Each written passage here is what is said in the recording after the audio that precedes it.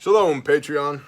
We just talked about prepper loadout and kind of the overview, kind of some foundational basics of prepper loadout. I wanted to unpack it a little bit further. I've done quite a few videos on line gear here. It's not a concept I invented. I am not the only person who's done videos on it. Lots of people, including, have done videos on it. And it changes depending on what your mission is. But it's a great foundational concept for what one's loadout might look like. So to that end, we're going to do a series of videos. We're going to talk about line 1, line 2, line 3, the auxiliary, and what their loadout should be or could be, and a couple other things as well. And so, starting with line 1, if you're new to the concept of line gear, the concept of line gear is that you have different levels of gear as you get farther away from your body, and you layer gear on top of you, some for redundancy and some that's the closest to your body is your most immediate needs, and farthest from your body is your least immediate needs. And so line 1 is pretty much going to be your belt and pockets. Now, that's what we're going to talk about in this video, your war belt or your EDC, because it's kind of the same thing depending on, it's the same concept. Pastor Joe recently did a video on his Patreon, within the last month, I think, talking about a line 1, 2, and 3 protocol that he developed for a group that he was consulting with. And there's some very good information in that. Go watch that. If you're not a patron of his, you should be. But go watch that. Now, there's certain things that one should have on them all the time. And that's why I bring up Pastor Joe's video. Because if we get into the realm of EDC, what should you have on you? A pistol. This is what I have. A reload. A tourniquet, right? Set all those right there. A knife. A lighter.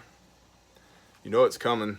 Chapstick, a wallet, got a couple other odds and ends. I got some bug dope in my pocket right now because it's been that kind of day.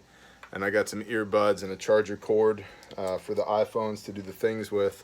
But some pretty basic stuff, minimum stuff. And as Pastor Joe talked about in his video, he developed this protocol for these people that's basically your EDC at a minimum is a pistol and a reload, a knife, and a lighter.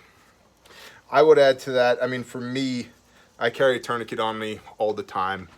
They cost nothing, they take up no space. You never know they're there, but if you need one, you got it right now. I was just on the phone with a high-level patron recently talking about he took his first, I believe it was his first ever tactical medical class, care under fire, TCCC, stuff like that.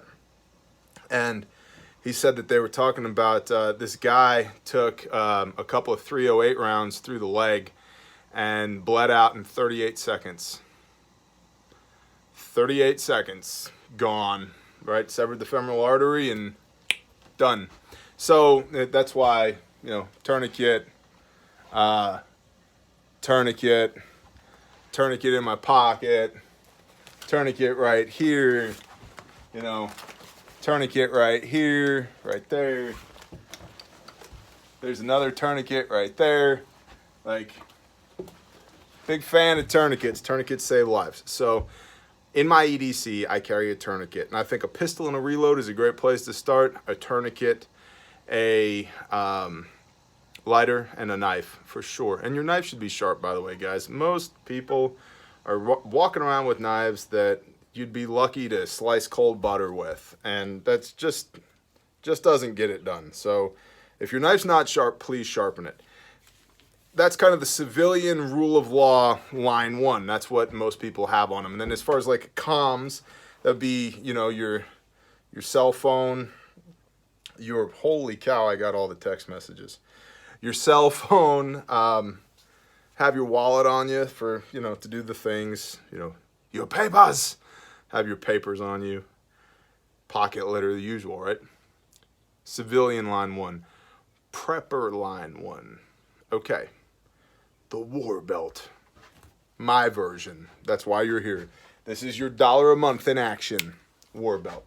I've done a bajillion videos on this, on Patreon and YouTube. So I'm not gonna camp too hard on what's on here. We're gonna talk more concepts. And also, please don't use this as a list of things to buy to be squared away, because none of these things matter if you don't train with them and learn how to use them. So we have the inner belt with an outer belt on it, and all that's attached to an H harness to suspend this. So fixed blade knife. This is the Gerber Strong Arm. It's a good knife. It's a good knife. Why do you need a knife? A knife is pretty much your number one tool for interfacing with the world. Opening packages and spreading peanut butter, but also sliding in between somebody's ribs if they're giving you a hard time, or bushcrafting or whatever, right? Like, it's your basic cutting tool. Fixed blade knife to do the batani things if you want to do batani things. I have right here 2 rifle reloads and 2 pistol reloads. Can you see that? Glock mags. So 1, 2 pistol, or 1, 2 rifle, 1, 2 pistol. Okay, so why? Cause a little bit of ammo goes a long way. So I have a little bit of ammo right here. I also have redundancy. I have ammo on my line 1, on my line 2, and my line 3. So I carry ammo for my pistol on my line 1. I carry ammo for my rifle on my line 1, line 2, and line 3. And the reason for that is I don't really want to be engaging with a pistol, especially without rule of law. And we'll get to this as far as the auxiliary goes and their loadout in future episodes. But I don't want to be using my pistol any more than I have to. Now, there's that old maxim, the reason you carry a pistol is to fight your way back to the rifle you should have had in the first place. Yeah. Also, in case you have a malfunction with your rifle, it may be faster for you to transition from your rifle to your pistol than to clear the malfunction and continue to put rounds on target with a rifle.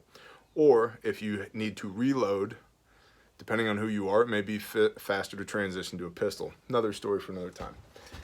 Ammo. I have a tourniquet right here in my belt with shears where I can get at it, because remember, 38 seconds. Fast. 38 seconds. Why the shears? I get this question a lot. Why do you have shears? Well, for self-aid, that's one thing. I may not need them. But for buddy aid, if I got to help somebody out, you want to get that tourniquet as close to the trunk of the body as you can.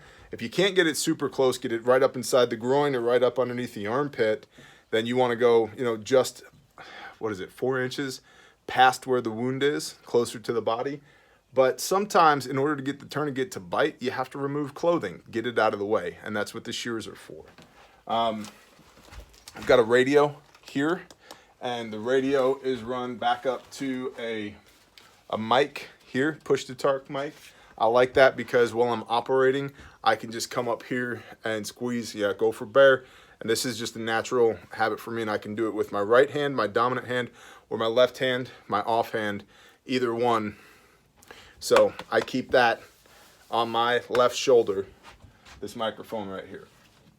And for everybody who's asking, these shoulder pads are very low profile, so that if I'm stacking my line 2 on top of my line 1, it's not an interference. Where it does get tricky is when you got line 1, line 2, line 3 on. If you're rucking, and I do, with your line 1, your line 2, your line 3, which all put together is about 97 pounds. Yeah, 97 pounds. In fact, Fingernail recently sent me a PDF from a guy talking about strength training for the modern military and why it's so important. And it was comparing the loads that were carried, during World War II, and then Vietnam, and then Desert Storm, and now global war on terror, against, comparing them against each other. And the long and short is, dudes are carrying a lot of weight these days. Now, a lot more capability, but a lot more weight as well. Back in the day, your first aid kit was a pressure dressing and a triangle bandage. Now you got high-speed IFAKs. I mean, I sell some. High-speed IFAKs, right? Much better capability, more weight, more bulk. Back in the day, you didn't carry, nobody was wearing armor. Now you got armor, right? So forth and so on. So in there's a firepower versus mobility equation. And when we get to line 2, we are going to talk about armor versus no armor and where does it make sense to have it, to not have it. So, commo. Commo is important. You need to be able to talk to your people, shoot, move, communicate. Now, you might be yelling at each other, which pretty much happens all the time once bullets start flying. You might be yelling at each other, to each other, but you may also need to talk back to somebody else. And so commo is good, especially if I'm over there 300 yards and you're over here and we don't want to yell at each other. Yo, Bill! Hey, is that a car coming? What? Right. Hey, Bill, is that a car coming? Yeah, T, that's a car. Roger that, thanks. Right, so it has its upside. Back here, blowout kit, trauma kit, with all the things in it. I mean, I could give you, I guess I'll give you a rundown. Why not? In that kit is a tourniquet, shears, decompression needle, trauma dressing, medical tape, gloves, chest seals, airway, 5x9s, quick clot, and a couple other odds and ends. Oh, tactical medicine. What do they call that thing? Your med pack. It's got a high speed name for it, but your med pack. It's basically 1,000 milligrams of broad spectrum antibiotic, 1,000 milligrams of Advil, and some aspirin. No, not maybe some aspirin and a muscle relaxer. All non-narcotics so that we don't have to take your weapons away from you after you take it, after you get hit by a bullet. So that's in there as well. And I'm not advocating that you put anything like that in your kit. Just do the research. And maybe your fish has got an infection and it needs some antibiotics.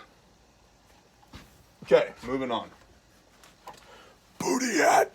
You need a boonie hat to operate, so this is a boonie hat. An ever fashionable multicam, because multicam is it's the official color of operators.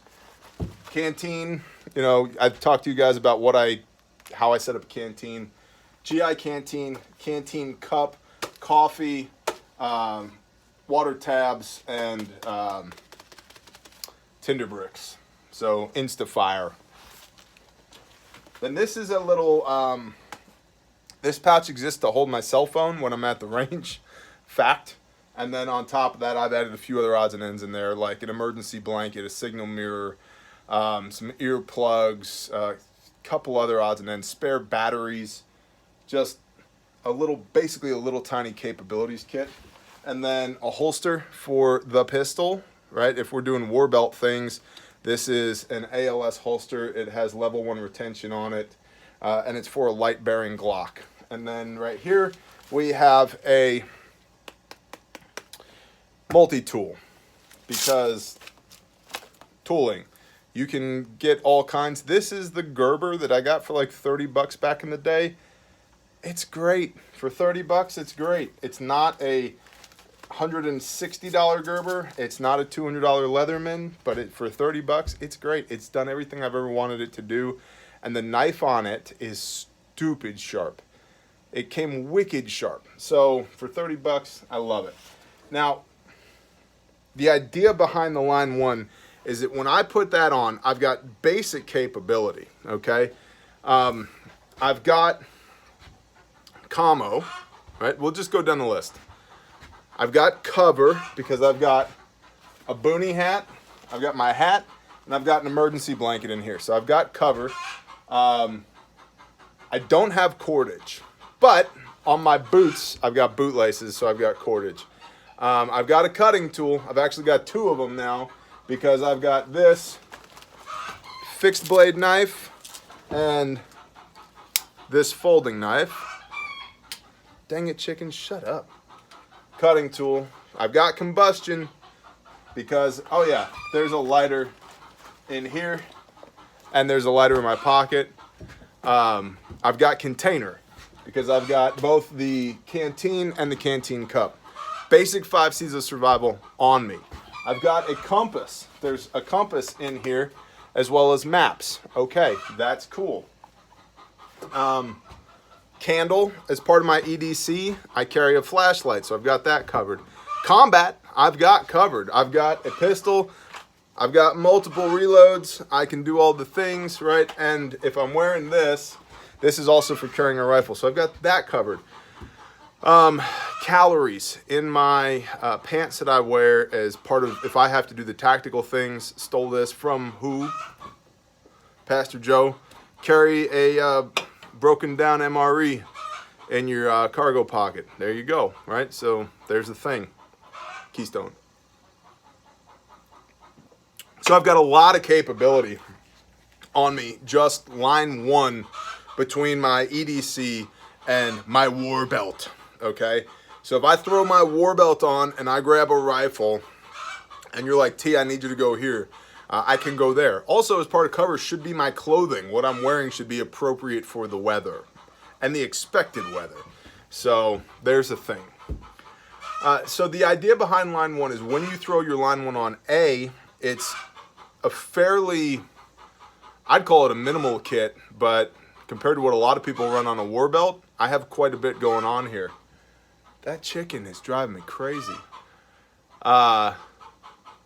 Compared to what most people run, I have quite a bit going on here. However, if you think about the capability that's here, it's quite a bit. Now this is a 15-pound rig, which is why it's got the suspenders, because it's not going to stay wrapped around you.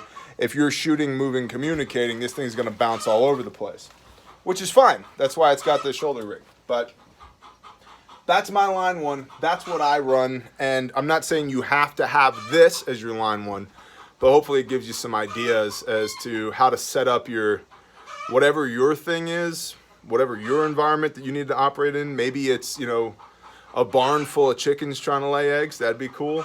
But, gosh, chickens everywhere. My freaking wife is the stupid chicken addiction. Drives me crazy sometimes. It really does. I mean, listen to this. Cacophony of bird noises. It is not tremendous. So have a war belt or something like it and carry at a minimum capabilities. And then the idea is that it stacks, okay? When we go to line two is going to complement all of this that's here. We have another layer on top of that. And I like having all this capability on my hips that if I had to ditch a chest rig, ditch a rucksack, ditch my plate carrier, or I had to go right now and the only thing I had time to grab was my war belt, I've got lots of capability on my war belt. So that's the line one.